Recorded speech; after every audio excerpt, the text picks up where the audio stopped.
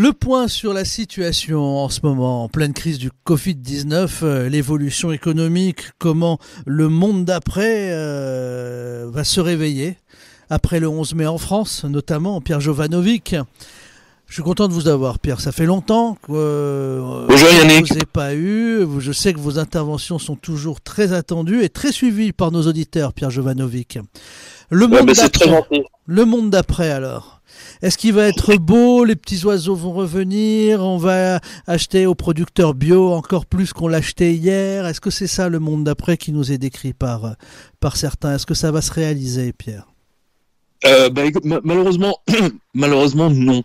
Je crains véritablement qu'il n'y ait pas de monde d'après, justement.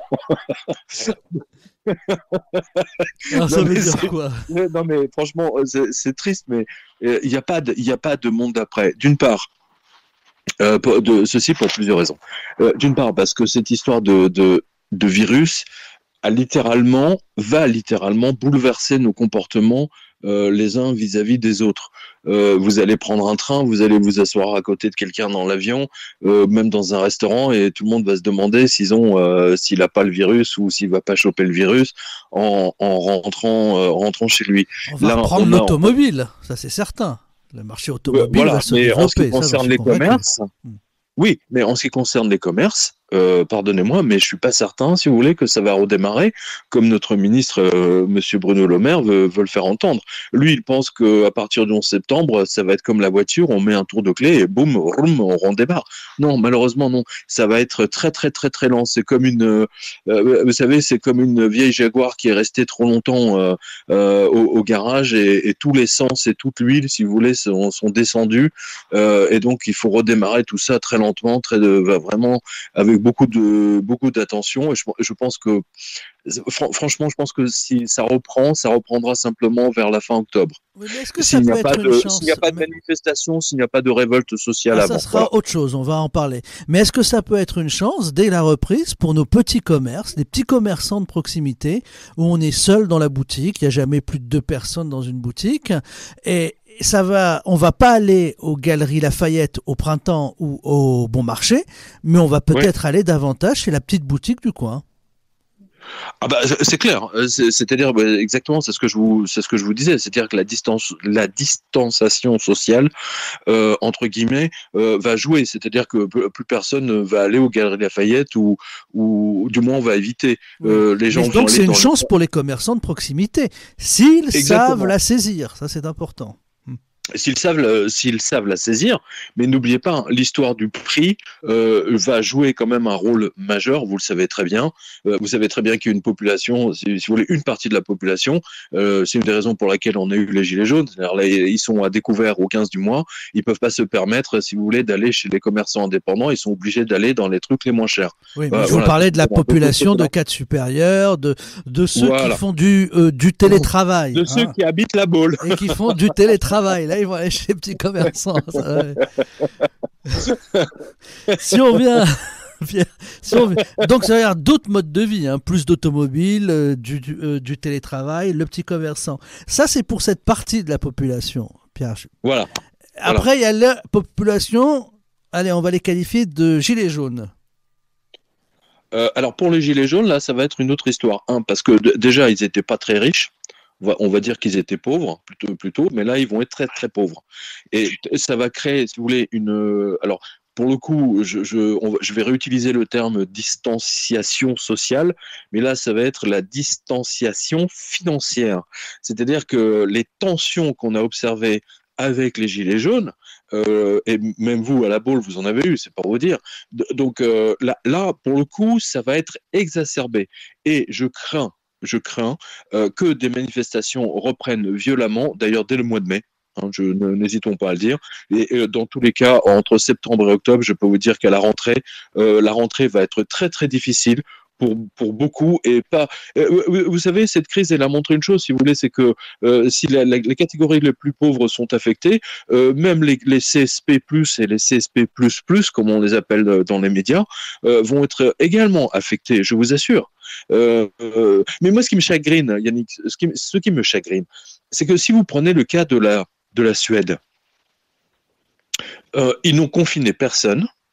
et ils n'ont pas plus de morts que nous. À la limite, nous, on a beaucoup plus de morts qu'eux. Par 1000 habitants. Donc il y a véritablement un problème. Et j'ai discuté avec des pharmaciens récemment. Eux, ils disent aujourd'hui, ce qu'ils constatent, c'est que ce confinement qui va durer maintenant plus d'un mois, en fait, représente un autre souci de santé publique, parce qu'il y a beaucoup de gens, si vous voulez, qui se portaient bien, mais qui vont plus se porter très très bien à la sortie de ce confinement. Parce qu'ils vont plus chez le médecin. Les consultations baissent. Oui. Déjà ça, il y a beaucoup de morts qu'on va ramasser, des célibataires malheureusement qui sont morts du Covid ou autre chose, peu importe, parce que maintenant tous les morts quasiment, tout ce qui meurt, c'est du Covid. Faut arrêter. Là, il y a un problème de santé publique. Les pharmaciens vous disent par exemple qu'ils ont beaucoup de déchirures, de ligaments, d'élongations musculaires, enfin tout un tas de choses, parce que dès que les gens reprennent une activité, on va dire normale, le corps ne suit plus, parce qu'il a été trop laissé au repos. Il y a un autre problème de santé publique qui se profile. Là, dans mon entourage, par exemple, j'ai un monsieur qui gère une boutique, vous savez, de vins spiritueux, genre Nicolas, vous voyez. Il est reparti au travail parce qu'ils ont décidé de rouvrir. Il a pris il a pris dans ses mains une caisse de bouteilles de champagne. Boum. Arrêté pour 15 jours. Oui, voilà. Parce que le corps s'est habitué à rester au fond d'un canapé pendant 15 jours. Voilà. Et des cas comme ça, vous en avez des dizaines de milliers en ce moment, tous les jours. Alors, si on revient sur l'économie, mon cher Pierre, est-ce qu'on peut avoir dans des nouveaux gilets jaunes apparaître, des patrons, des commerçants, tous ceux qui n'ont pas eu les aides parce qu'on s'est aperçu qu'il y avait plein de critères d'exclusion. Le gouvernement continue d'affirmer qu'ils aident tout le monde, que Emmanuel Macron dit la main sur le cœur à la télévision, il n'y aura pas un seul mort économique à cause du Covid-19, mais il n'a pas dit la vérité. J'ai tous les jours des cas. Oui. Il a menti. Pourquoi a-t-il menti, Emmanuel Macron ? Parce que c'est la communication, n'oubliez pas. Attendez, on peut mentir. Moi, je veux bien qu'on mente pour dire demain on lavera plus blanc, vous inquiétez pas, machin, etc. Mais là, il s'agit quand même de choses qui peuvent entraîner des suicides. Bien sûr. Mais attendez, je vais plus loin. Il ne s'agit pas de mentir en disant si vous m'élisez président de la République, il y aura 300 000 chômeurs en moins. On sait très bien qu'on n'y arrivera pas. Et puis à la fin, on dit on a fait le maximum. Le chômage n'a pas baissé. Là, ça n'a pas de conséquences. Sauf les conséquences habituelles qu'on sait qu'ils nous ont menti. Mais là, il y a des conséquences de gens qui ont cru la parole du président de la République, qui se sont dit l'entreprise va continuer, puis on leur dit vous êtes exclus. Donc le mec, il va se mettre une corde au cou. Exactement. Je vais aller dans votre sens. L'autre jour, le directeur général de la Société Générale est apparu à la télévision vers, 21h, 22h, et il a déclaré clairement que de toute façon, leurs prêts ne sont que pour les sociétés qui se portent bien, et que pour les commerces, pour les petites entreprises qui ont la corde au cou financière, j'entends, ils pourront aller se pendre parce donc la Société Générale, mais je pense que c'est la même chose pour les autres banques, il ne s'en occupera pas. Et j'ai trouvé ça mais tellement fou, quoi. Vous voyez là le banquier dans sa splendeur insultant tous les PME et surtout faisons un bras d'honneur au propos du président de la République et du ministre des Finances. C'est absolument extraordinaire de voir ça. Et je peux vous dire qu'aujourd'hui, les entreprises, les PME, les bouchers, les plombiers, les électriciens, etc., les fleuristes, les horticulteurs, ils n'arrivent même pas à joindre leur banque. C'est ça le problème.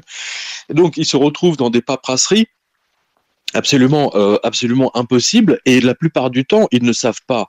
Et même leur comptable, si vous voulez, est complètement dépassé par la demande, parce que du coup, le comptable qui gère, on va dire, 150, 200 clients, il a d'un seul coup 200 clients, 300 clients qui lui demandent vite, remplissez-moi le dossier. Ils sont paumés. C'est impossible. Je ne sais pas comment. Alors, je sais que certaines aides sont déjà tombées, mais je peux vous dire que dans le tas, il y aura 40% de PME, de commerce qui vont tomber. Certaines aides sont déjà tombées pour certaines personnes. Pierre. Exactement. Exactement. D'ailleurs, vous avez vu que Darty Fnac, ils ont reçu tout de suite leur aide. Voilà. Donc tout ça, ça va créer des gilets jaunes. Il y a aussi la moutarde qui peut monter. Si on nous interdit de partir en vacances, peut-être que le président Emmanuel Macron va se dire on va lâcher la bribe quand même, on va pas fermer les plages au mois de juin. On va ouvrir les plages. Justement, à ce propos, je voudrais Ça paraît peut-être anecdotique ma question, mais elle est sensible. Elle est très sensible, bien sûr, parce que j'ai écouté les deux conférences de presse, aussi bien d'Emmanuel Macron que d'Édouard Philippe. Mais je voudrais vous faire part de l'interview qui a été filmée entre le Financial Times, donc de anglais, et d'Emmanuel Macron. Vos auditeurs peuvent la retrouver. Écoutez, vous êtes journaliste, je suis journaliste. Nous avons interviewé tous les deux des milliers, voire des dizaines de milliers de personnes au cours de notre carrière. Et moi, en tant que journaliste, je peux vous dire qu'en regardant cette vidéo, Emmanuel Macron n'était pas dans son état normal. Voilà, je suis clair, net et précis. Il n'était pas dans son état normal. Je ne sais pas ce qu'il prend, mais c'est du sérieux. Hein. Voilà, on va le dire comme ça. Pas dans son état normal, comme il l'était le deuxième week-end des Gilets jaunes quand ils ont failli arriver à l'Élysée, c'est ça ? Exactement. Il avait peur. Donc il avait peur. Non, là c'est pas de la peur. Là je pense, je sais pas s'il prend des médocs, des machins, des trucs, mais il n'était pas dans son état normal. Il suffit, si vous voulez, de l'écouter, de regarder les expressions de son visage. On se rend compte tout de suite, si vous voulez, qu'il y a quelque chose qui colle pas. Et moi j'ai vraiment, je vous dis, je pense que c'est une des raisons pour lesquelles tous ces ministres n'hésitent pas une seule seconde à le contredire. Et d'ailleurs, vous savez aussi bien que moi qu'aujourd'hui, il y a une tension phénoménale entre l'hôtel Matignon et l'Élysée, parce que tout le monde se rend compte, si vous voulez, que Macron fait du grand n'importe quoi et surtout dit n'importe quoi. C'est ce que vous avez d'ailleurs, vous avez ouvert votre interview là-dessus. Hein, oui. Vous ne l'avez pas fait exprès. Édouard Philippe semble plus mesuré. Il agit vraiment comme il semble donner l'impression d'être un Premier ministre, avec assez de calme. Exactement. Il dit les choses quand il dit je ne sais pas, parce qu'il explique qu'il est face à une crise. On ne peut pas lui reprocher de ne pas savoir maîtriser et de tâtonner. On ne peut pas lui reprocher ça. Hein. Ça s'est jamais produit. Alors, on est d'accord. Mais il a l'air d'être de prendre les choses. Il a les pieds sur terre, contrairement à Macron. Et les Français, d'ailleurs, le reconnaissent. Hein. Et je pense que dans toutes les études, on montre que la cote de popularité d'Édouard Philippe monte. Voilà. Ils ont plus confiance en Édouard Philippe. Alors Pierre, tout ça, ça répond pas à la question sur les vacances. C'est pas anecdotique, parce que si les Français, je pense... Ah non, mais là, c'était très grave. Les psychologues c'était très grave. Pardonnez-moi, ce qu'il a dit là, c'était très grave, parce que dire aux Français qu'ils ne pourront peut-être pas partir en vacances à l'étranger, c'est aussi dire aux étrangers qu'ils ne pourront pas venir en vacances en France, quoi. Oui, mais ça c'est moins grave encore. On peut passer ses vacances en France. Il y a de belles régions. Faut le savoir. Mais l'industrie du tourisme. Mais attendez, les Français passeront leurs vacances en France. Attendez, mais c'est du jamais vu. Excusez-moi, pouvez-vous m'expliquer pourquoi on serait plus à l'aise sur une plage de la Baule que sur une plage espagnole ou italienne ? Pardonnez-moi. Parce qu'à la Baule, vous êtes à la Baule et vous aimez bien la Baule. C'est déjà une bonne réponse, ça, Pierre. Non, mais c'est vrai aussi. C'est vrai. Non, mais à l'issue de la plaisanterie, c'est qu'il y a des pays aussi qui vont faire des appels du pied fantastiques, comme le Maroc, qui sort d'une période très difficile. Vous pensez bien que si on nous empêche d'aller en vacances en France, d'ici la fin de l'année, si le tourisme reprend au Maroc, vous allez avoir dans les murs des métros de Paris, partout, des affiches de promotion de la Royal Air Maroc, et les Français vont tous repartir, non ? Et amener leur devise.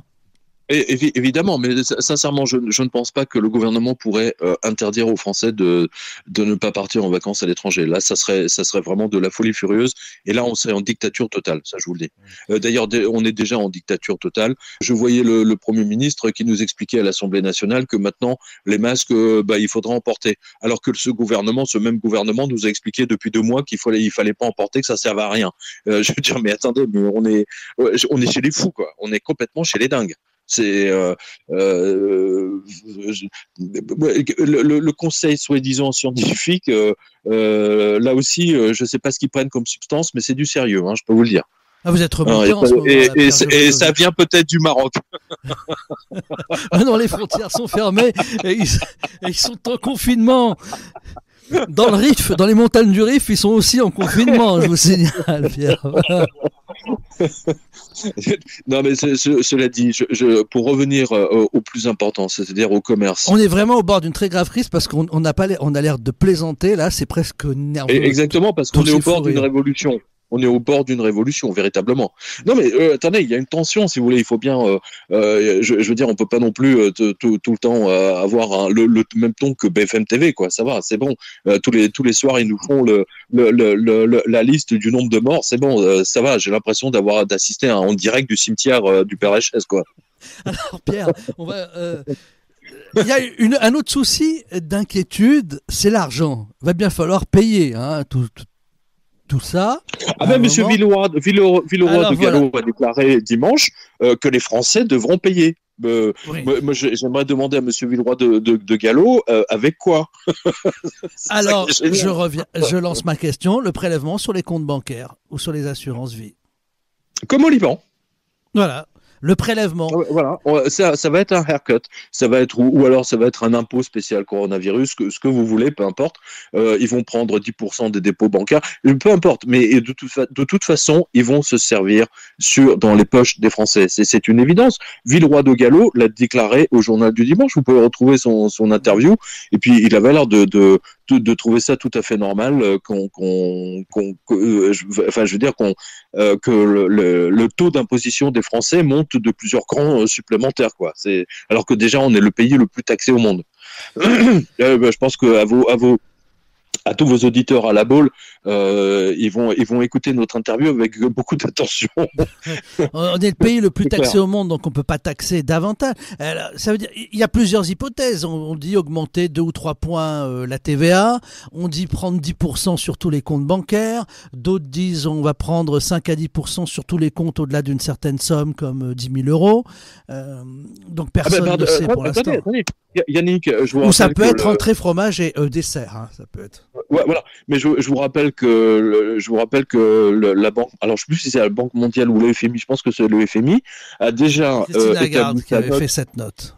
Non, c'est pas Christine Lagarde. Christine Lagarde, c'est la Bulgare là qui dirige le FMI. Mais il y avait aussi une note de Christine Lagarde qui pouvait dire que pour les États, en cas de gros endettement bancaire, de grave crise, l'idée du prélèvement obligatoire. Ah ben c'est clair. Mais le FMI demande 20%. Le FMI a demandé, d'ailleurs c'était dans ma revue de presse, vos auditeurs peuvent y aller, ils vont le retrouver sur quotidien.com, le FMI a demandé 20%. Un haircut de 20%, voilà. Ça veut dire un prélèvement de 20% sur tous les comptes ou les plans d'épargne à partir d'une certaine somme. C'est ça. Voilà, sachant qu'on est auto-négatif, je peux vous dire que là, les gens, ils vont vraiment se retrouver en slip, quoi. Alors, il y a eu une déclaration, je ne sais pas si vous avez remarqué, de Jean-Yves Le Drian. Jean-Yves Le Drian est un ministre, c'est sans doute l'un des ministres qui est le plus fin, qui est le plus stratège, qui est le plus... Je ne sais pas si vous êtes d'accord avec moi. Hein. Oui, il est parti, parce que c'est le ministre socialiste à En Marche avec avec des pas de loup comme dans un dessin animé. Oui. C'est le ministre de l'ancien monde. Hein. Exactement. Je veux dire, je vais pas. Je pense il pourrait être ministre dans un gouvernement du général de Gaulle. Hein. Voilà, c'est ce que je dis. Je pense. Il a dit cette phrase très importante, alors que tout le monde dit que le monde d'après sera un monde merveilleux, de la nature, plus solidaire. Et Jean-Yves Le Drian dit le monde d'après ressemblera au monde d'avant, mais en pire. Exactement. Il a tout résumé. Je vous ai dit tout à l'heure qu'il n'y aura pas d'après.